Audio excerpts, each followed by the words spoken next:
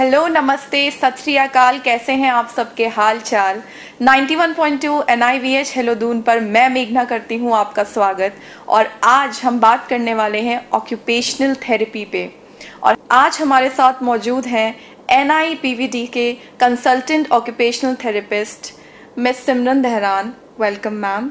Thank you so much. तो ma'am, सबसे पहले मैं आपसे ये पूछना चाहूँगी कि एक आम व्यक्ति के कॉन्टेक्स्ट से आप क्या समझते हैं कि ऑक्यूपेशनल थेरेपी होता क्या है? एक आम व्यक्ति की अगर हम भाषा में बोलें तो ऑक्यूपेशनल थेरेपी हमारी हेल्थ केयर टीम का एक ऐसा प्रोफेशन है जो किसी भी व्यक्ति को चाहे वो फिजिकल इश्यूज हों या उस व्यक्ति को मेंटल इश्यूज हों उसके फुली इंडिपेंडेंस को अचीव करने में हेल्प करता है। ऑक्यूपेशनल थेरेपिस्ट का जो काम है वो है किसी भी व्यक्ति को जितना पॉसिबल हो सके उतना इंडिपेंडेंट बनाना, अपने डे टू डे एक्टिविटीज को बिना किसी सहारे के पूरा करना। मैम, किस तरह के पेशेंट्स ऐसे हैं जिन्हें ज़रूरत पड़ती है ऑक्यूपेशनल थेरेपी की? जैसा कि अभी मैंने स्टार्टिंग में बताया कि ऑक्यूपेशनल थेरेपी का जो मेन गोल होता है वो होता है किसी भी इंडिविजुअल को इंडिपेंडेंट बनाना। तो हर एज में और हर तरीके के पेशेंट को ऑक्यूपेशनल थेरेपी की नीड होती है। चिल्ड्रंस में भी, एडल्ट में भी, ओल्ड एजेस में भी, इवन कैंसर्स में, प्रेगनेंसी में, हर टाइप के पेशेंट को ऑक्यूपेशनल थेरेपी की नीड रहती है। मतलब मैम, कोई ऐसे स्पेसिफिकेशन नहीं है कि किसी को अगर सिर्फ साइकोलॉजिकल इश्यूज हैं तो उसे ओटी की ज़रूरत है? एनी काइंड ऑफ पेशेंट, जैसा आपने बताया। स्पेसिफिकेशन नहीं है। हर टाइप के पेशेंट जिनको भी अपने कहीं ना कहीं अपने फंक्शनिंग में रेस्ट्रिक्शन हो रही है, हर उस पेशेंट को ओटी की ज़रूरत है। ओके मैम, मेरा नेक्स्ट क्वेश्चन ये है कि अगर हम स्पेसिफिकली पीडियाट्रिक्स की बात करें, जो हम कहते हैं कि छोटे बच्चों से, मैम उसमें किस तरह के आपके पास पेशेंट्स हैं, किस तरह के केसेस आते हैं? हाँ जी, तो पीडियाट्रिक केसेस में जो हमारा AIC सेंटर है, हमारे पास 85 to 90% केसेस ऑटिज्म के आते हैं। इसके अलावा पीडियाट्रिक में ओटी इंटरवेंशन ऑटिज्म के अलावा ADHD में होता है, that is attention deficit hyper active disorder.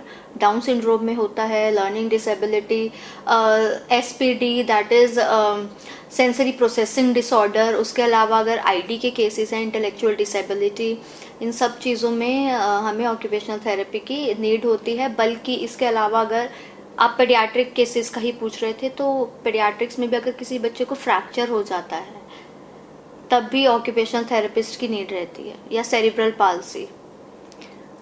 Okay ma'am, अगर किसी को सही टाइम पे ओटी नहीं मिले ऑक्यूपेशनल थेरेपी, तो उसके क्या कॉन्सिक्वेंसेस हो सकते हैं?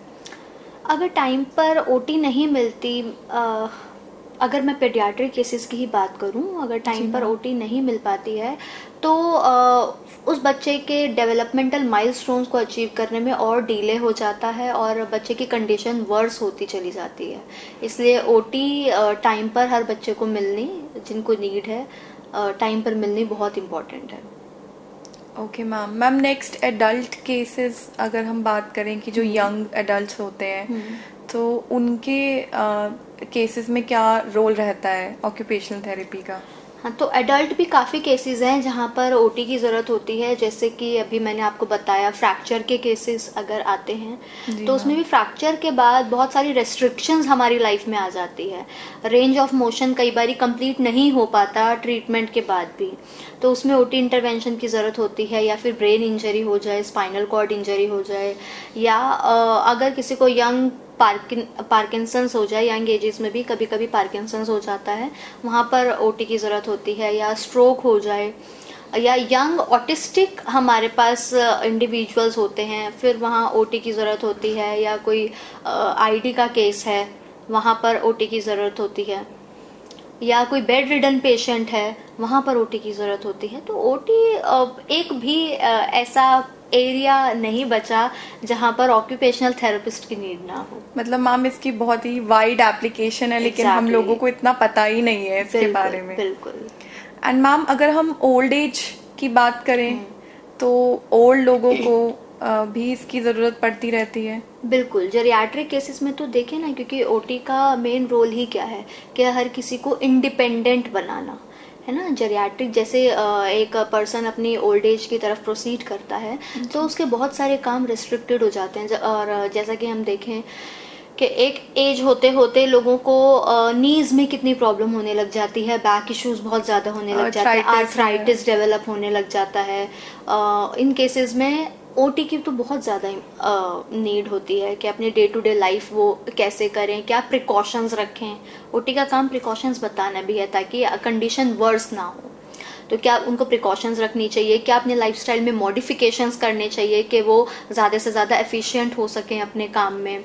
या फिर अगर किसी को उसके ओल्ड एज में फ्रैक्चर हो जाए या पैरालिसिस हो जाए या पार्किंसंस, अल्जाइमर्स वगैरह, इन सब में डिमेंशिया या आईडी का ही कोई केस है, तो इन सब में ओटी की बहुत ज़रूरत रहती है।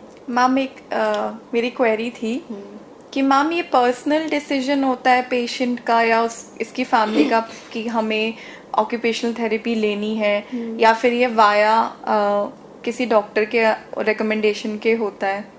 देखिए, अगर अवेयरनेस है फैमिली को या उस इंडिविजुअल को कि उनको जो इशू है उसमें ऑक्यूपेशनल थेरेपिस्ट ही हेल्प कर सकता है, तो वो ऑक्यूपेशनल थेरेपिस्ट को अप्रोच कर सकते हैं। लेकिन अधिकतर क्या होता है, अवेयरनेस ही नहीं होती तो लोग डॉक्टर के पास ही जाते हैं। सबसे पहले किसी भी हेल्थ प्रोफेशनल के पास चले गए तो फिर वो उनको गाइड करते हैं कि आपको इस प्रोफेशनल की ज़रूरत है। देन वहाँ के थ्रू पेशेंट आपके पास आते हैं।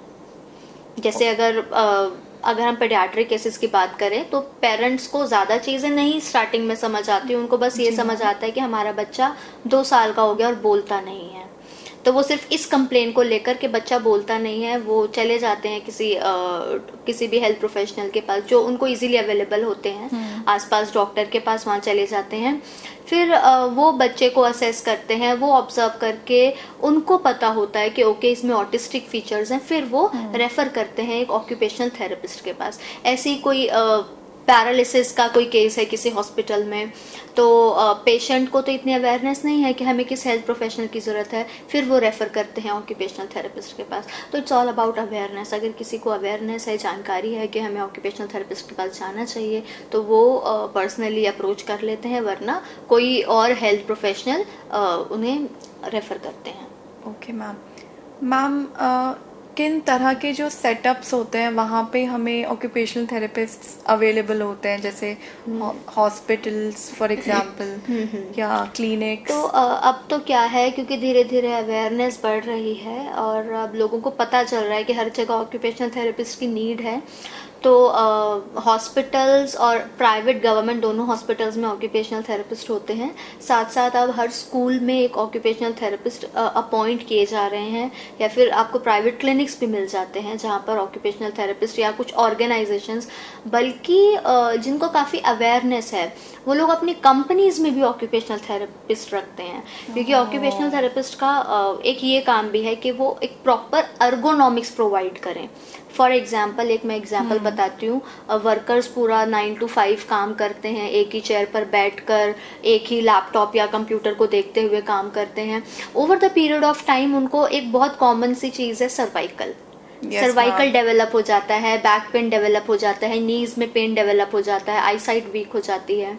तो इन सब के लिए एक ऑक्यूपेशनल थेरेपिस्ट अपॉइंट किया जाता है कंपनीज में कि जो वहाँ की अर्गोनॉमिक्स को करेक्ट कर सके। मतलब चेयर की क्या पोजीशन होनी चाहिए, क्या हाइट होनी चाहिए, उस पर आर्म रेस्ट कैसे होना चाहिए, हमारा जो कंप्यूटर सामने सिस्टम रखा है वो आई लेवल से कहाँ पर होना चाहिए, उसका पोजीशन क्या होनी चाहिए, तो और लाइटनिंग कैसी होनी चाहिए, ये सब ऑक्यूपेशनल थेरेपिस्ट के कामों में एक ये भी है part.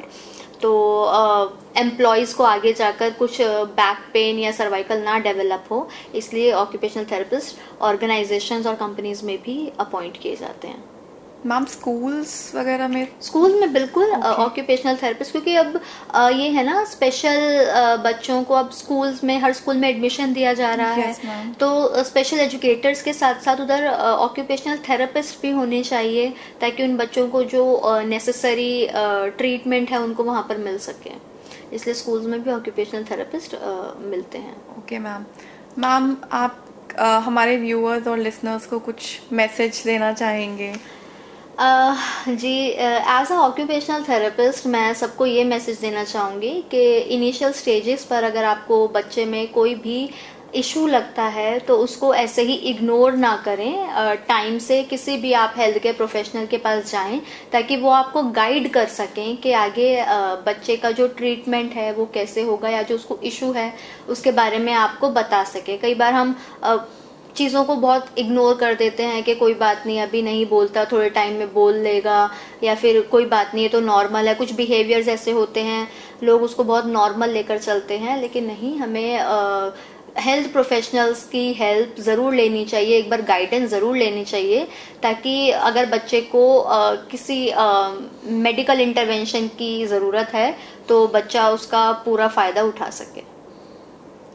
Thank you so much ma'am, आपने अपना इतना वैल्यूएबल टाइम हमें दिया और हमें ऑक्यूपेशनल थेरेपी के बारे में बहुत सारी नई बातें पता चली, एंड आई एम श्योर हमारे व्यूअर्स और लिसनर्स को भी बहुत कुछ सीखने को मिला होगा। So thank you so much and thank you everyone.